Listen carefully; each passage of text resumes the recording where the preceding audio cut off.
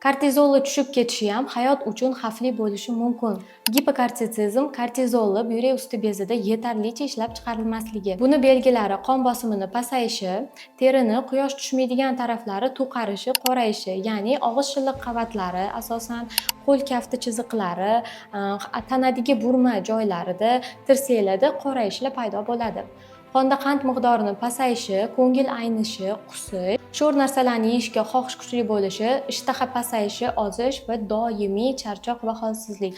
Bunda eng xavflisi Addison krizi, ya'ni birdaniga qon bosimi tushib, qusib, es-hushini yo'qotish. Lekin aytgan hamma belgilarim kuzatilmasligi mumkin yoki undan tashqari yana qo'shimcha belgilar ham bo'lishi mumkin.